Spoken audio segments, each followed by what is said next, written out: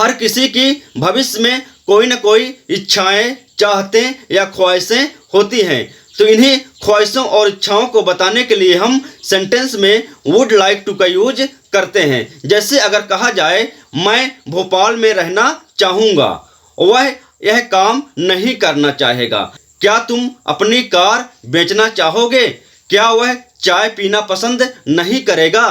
तुम कहाँ रहना चाहोगे? तो इन्हीं सब सेंटेंस को इंग्लिश में बोलने के लिए हम वुड लाइक टू का यूज करते हैं। फिर लास्ट में मैं आपको बताऊंगा कुछ ऐसे सेंटेंस जिनमें एक्शन किसी और से कराया जाता है। जैसे अगर कहा मैं चाहूंगा कि वह गरीबों की हेल्प करे, मैं चाहूंगा कि वह ईमानदार बने।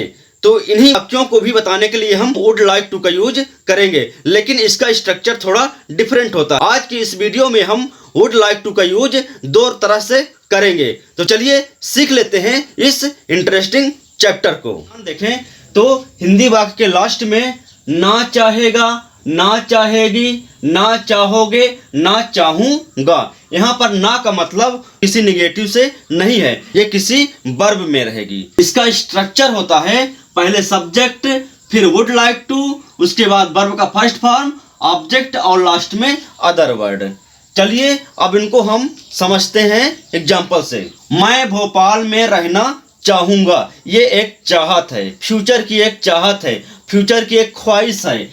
तो यहाँ पर सब्जेक्ट क्या है? मैं, यानी कि आई। और लास्ट में देखेंगे तो यहाँ पर देखिए रहना, जो रहना है ये वर्ब है, और वर्ब में क्या जुड़ा हुआ है? वर्ब में ना जुड़ा हुआ है, यानी कि ना चाहूंगा।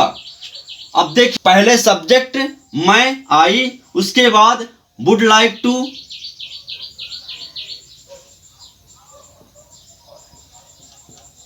आई वुड लाइक टू, उसके बाद क्या? रहना लिव, और भोपाल में इन भोपाल,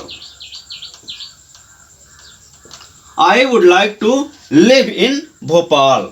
नेक्स्ट वह यह काम नहीं करना चाहेगा, इसमें सब्जेक्ट वह है जिसके विषय में कहा जा रहा है, तो ही, उसके बाद वुड लाइक टू। लेकिन यहाँ पर देखिए सेंटेंस नेगेटिव है, तो यहाँ पर वुड के बाद not, would not like to.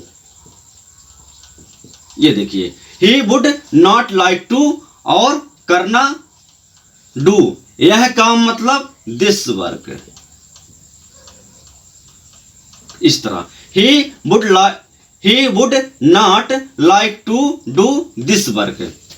यहां पर हमने सेकंड एग्जांपल में देखा कि सेंटेंस नेगेटिव है, तो यहां पर हमने बनाया ही वुड नॉट लाइक। चौथे एग्जांपल में देखिए क्या वह चाय पीना पसंद नहीं करेगा। यह सेंटेंस है हमारा इंटरोगेटिव प्लस नेगेटिव। तो इसमें वुड को हम शुरू में लिखेंगे,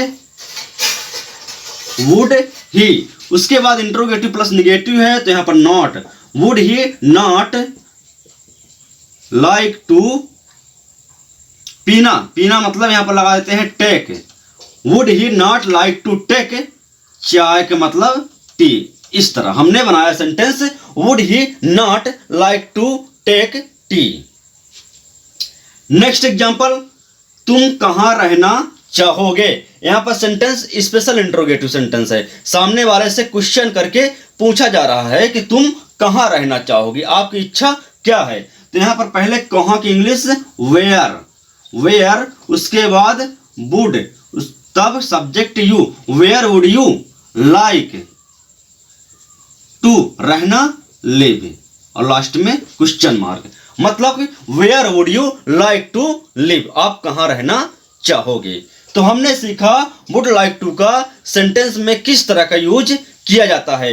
चलिए अब सीखते हैं वुड लाइक टू का यूज जब हम किसी दूसरे से एक्शन कराते हैं, तो उसमें वुड लाइक टू का यूज। तो यहाँ पर चलिए पहले समझ लेते हैं स्ट्रक्चर को। पहले सब्जेक्ट, तब वुड लाइक के बाद नाउन या प्रोनाउन, तब टू होगा, वर्ब का फर्स्ट फॉर्म और ऑब्जेक्ट होगा। अब यहाँ पर सवाल ये उठता है कि नाउन या प्रोनाउन कैसा होगा। तो नाउन तो किसी का नाम, किसी पर्सन का नाम, वो नाउन हो जाएगा। प्रोनाउन किस तरह का होगा, तो प्रोनाउन यहाँ पर होगा ऑब्जेक्टिव केस वाला। जैसे आई है, आई का ऑब्जेक्टिव केस मी, यू का ऑब्जेक्टिव केस यू, इसी तरह सी का ऑब्जेक्टिव केस हर और ही का objective case him. THEY they का ऑब्जेक्टिव केस देम, THEM।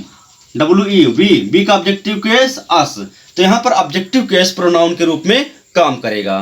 तो चलिए अब हम एग्जाम्पल को समझते हैं और उसका ट्रांसलेशन करते हैं।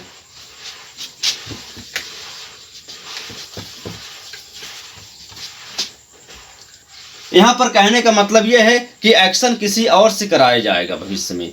जैसे यहाँ पर मैं चाहूंगा, आई would like, I would like, यहाँ पर मतलब यह होगा कि मैं चाहूंगा, आई वुड लाइक।